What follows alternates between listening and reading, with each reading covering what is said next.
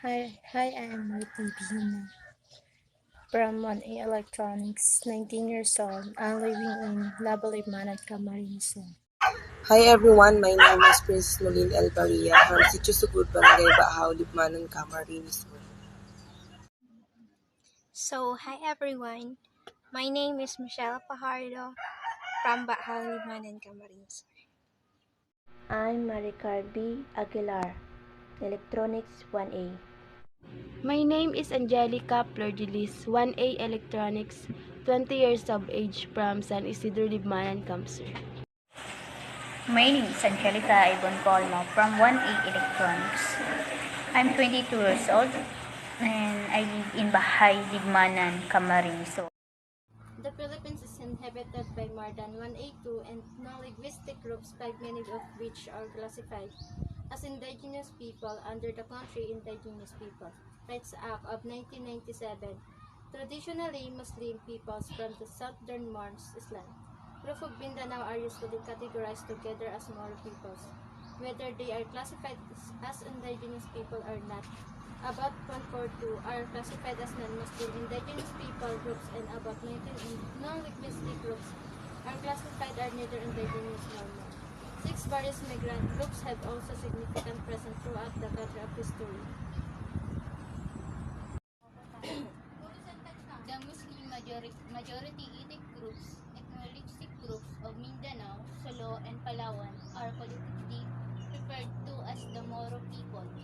A broad category which includes some indigenous people groups and some non-indigenous people groups. With a population of over 5 million people, they comprise about 2% of the country total population or 5 million people. The Spanish called them Moro after the Moors despite no semblance or cultural ties to them apart from their religion.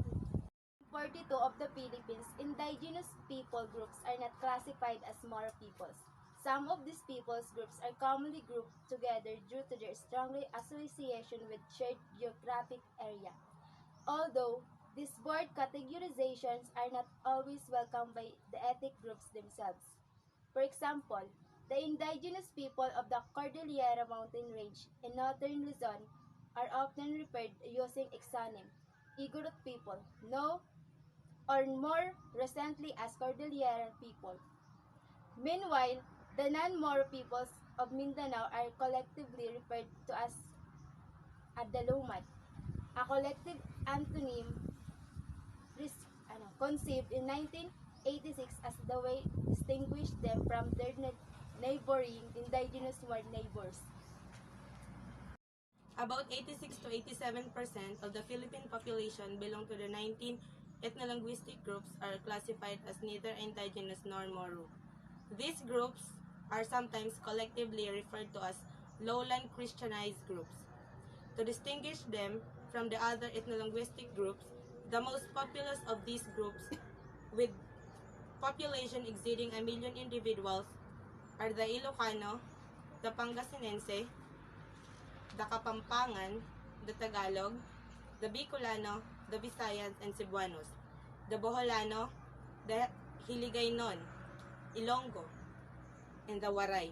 Many of these groups converted to Christianity, particularly both the native and migrant lowland coastal groups, and adopted foreign elements of culture throughout the country's history.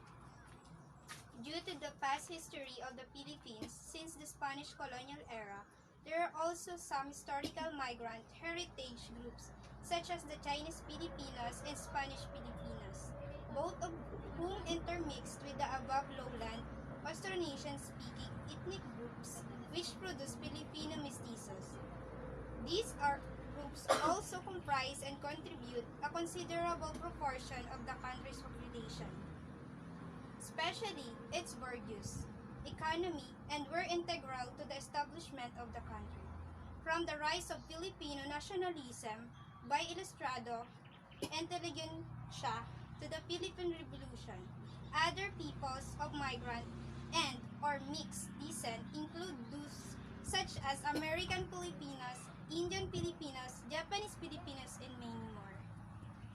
From migrant groups which speak their own languages, most Filipinos speak languages classified under the Austronesian language family, including the various Negrito peoples of the archipelago, which are genetically and phenotypically distinct from the other ethnic groups of the Philippines.